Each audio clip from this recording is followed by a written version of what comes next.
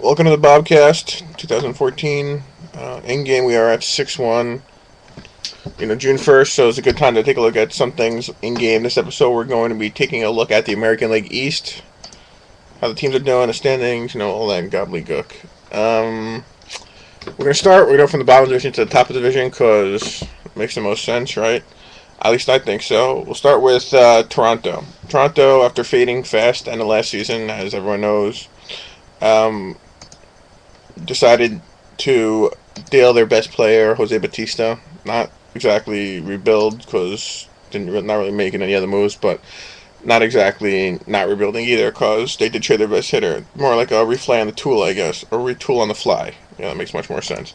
And maybe originally I didn't really like the Joey Bats deal, but look at it now. I mean, the rest of the team isn't really performing so far. So, and Joey is a little bit older, so maybe ended up being a good move for him because right now, I mean, the team is 19-34, which granted, if Batista was there, they'd be a lot better. But at the same time, they are 27th in runs scored, which yes, he would help, but they're also 20th in runs allowed, which Batista is not much of a pitcher, so he wouldn't be doing that much in that regard.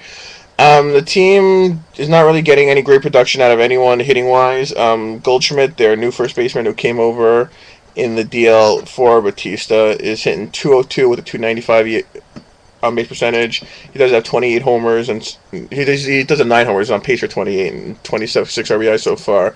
So he hasn't been terrible, but terrible besides for that batting average. Arancibia is having a good year as he is wont to do. 286 on hitting, 350 on base. So he's having a solid year. Venerable, another guy that new acquisition for the team brought over as a free agent. He's having a good season, 308 with a 394 on base percentage. But still, overall offense not getting much done on that side of the ball. Pitching's not much better. The ace of the team, Matt Garza, having a not very good season. 4.60 ERA with he's 4-6 with 1.5 WHIP. Not good, especially for someone with 90, 99, 92 ratings. He should be a stud, much better. But he is not pitching well. Neither is number 2 guy, Cecil. Really, no one. Number 3, Rizepsinski, or however you want to pronounce his name, has a 5.86 ERA. No one's really standing out. Lich, their number 4 starter, 7.83. So it goes from bad to worse. The only guy pitching well is their number 5 starter, Zach Stewart, who was actually dealing with 5.189 ERA. So that's the last place team. Toronto, New York, sitting in 4th division, 23-30, 7 games under 500. New York made one really big, huge move, I think, this offseason.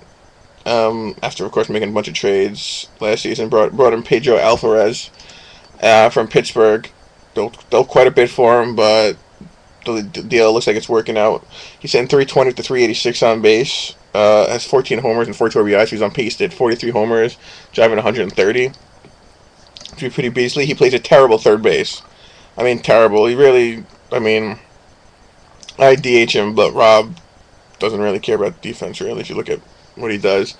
Guy's a 4 range and a 9.38 fielding percentage, so terrible D, but he will hit, so that absolutely is working for him.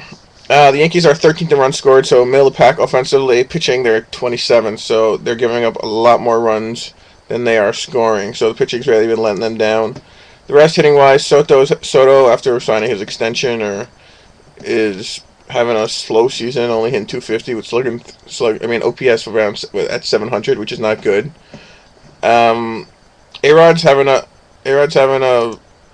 what I guess now amounts to A-Rodish season. Last year he only had 270 with 350 on base, 17 homers, 73 RBIs. This year he's hitting 268 with 350 on base, on pace for like 24 homers and 89 RBIs. Not really worth the money he's getting paid, but make of that what you will. Shara got lefty-rightied, which seems a waste of lefty-righty to me since he's 34. But he's having an okay season. Luke Scott, same thing, okay. Pitching for the Yankees has been bad, up and down. CC's 3.6 ERA, 2-4. Robertson, 3.5 ERA, 7-2. So they're pitching okay, but the rest of the guys. Joe was 3-3 with a 5.4. Never really I don't know, which is 2 runs, a run and a half higher than it usually is, so that should regress back to the norm. But Phelps, who I think should be a much better pitcher, being a 68, 99, 92 against both sides. Maybe his stuff just isn't high enough, because last year he pitched a low 4 ERA, but this year's pitching to a low 5 ERA. Maybe he needs some more higher stuff to actually, be awesome. Number 5 starter, Phil Hughes, 6.5 ERA, so he's not really pitching well. Their bullpen is pretty solid, actually, the Yankees, besides Mott, who is getting killed. That's it. That's pretty much the Yankees. Second payroll, which I find interesting, behind Philadelphia. Payroll only team over in Boston and New York is Philadelphia, but still, that's New York. Boston had been playing not good. That's a bad use of English.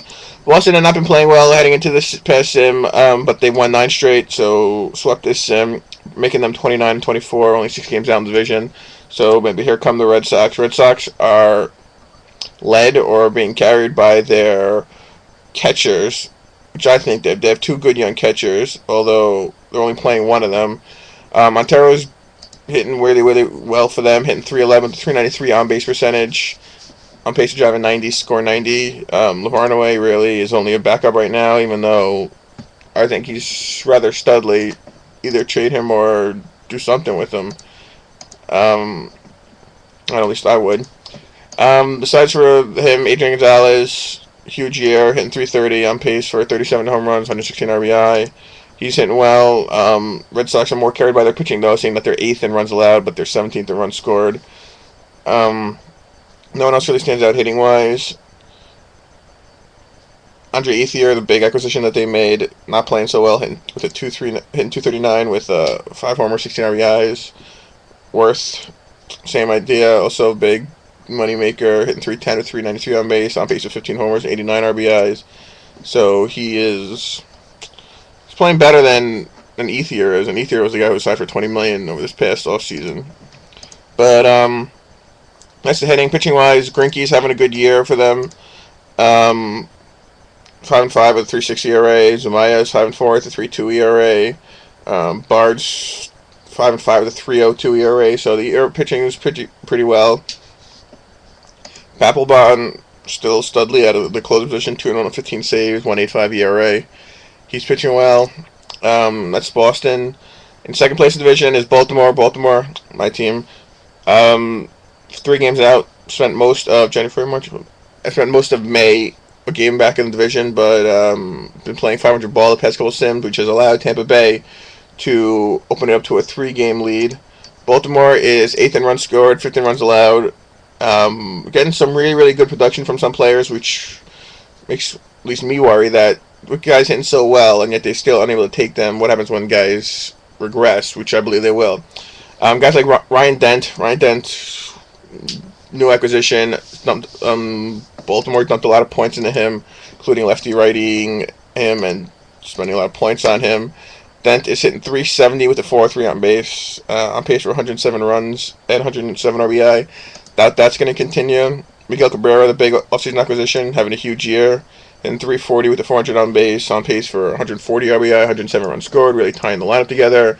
Wieters is having a good season, hitting 304, slugging, OPS of 926, as is Jesus Montero, hitting 313, on pace for 28 homers, 122 RBI. He's having a big year. Pitching-wise, a lot of average. Heredia, Wart, Alvarado, Garcia are all pitching to mid-3 ERAs. Big disappointment is Zach Britton, who has a 5.61 ERA and a whip of 1.39. This is coming off a year where he finished 12-9 with a 3.58 ERA, so expecting more out of him, which I'm not getting. Bullpen's been shaky. Our closer's already blown 4 saves, which in this early, so they convert 3 out of those 4. We're tied for the division lead. So that's Baltimore. Should maybe give Tampa Bay a run for the money, but Tampa, class of division so far, class of baseball really, tied with Philadelphia for best record in the league. Tampa Bay's doing it with the bats, crushing the ball, out hitting everyone else. First in runs scored, 13th in runs allowed. Hitting all up and down the lineup, led by Evan Longoria. Longoria, the cleanup hitter. hitting 335 with a 412 on base. OPS over 1,000, which is monster. On pace for 40 homers, 147 RBI, 110 runs scored. They're shopping Prince Fielder now because they don't really need him, and not like he's producing for them. Prince is only hitting 235 with the 360 on base. On pace for 24 homers, 107 RBI, 100 runs scored. It's not bad, but not exactly awesome either.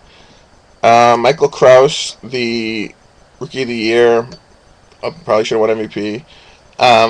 He's having another good season, not as good as maybe last season, but he's in 318 to 370 on base, on pace for 110 RBIs, 113 runs scored. Reddy is still in 29 bases, only 5 caught stealing, so it's a monster for a leadoff hitter. Carlos Sanquentin, having a good year after coming over, hitting 330 with the 419 on base percentage, 24 on pace for 24 homers, 122 RBI. Hitting's awesome. I mean, leading the league in hitting. Obviously, I didn't mention Josh Hamilton, who's hitting 356, ridiculously.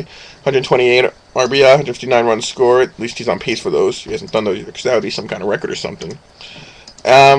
Pitching wise, as you know, I can't do it as well. He talked about his own team, and if you watch his video, it goes in much more in depth. But he's Price and Hellickson have not been producing, and the team has the best record in the league without his 1 and 2 starters being up there, which is incredibly scary for me and should be incredibly scary for everyone else in the American League, if not all of BSL.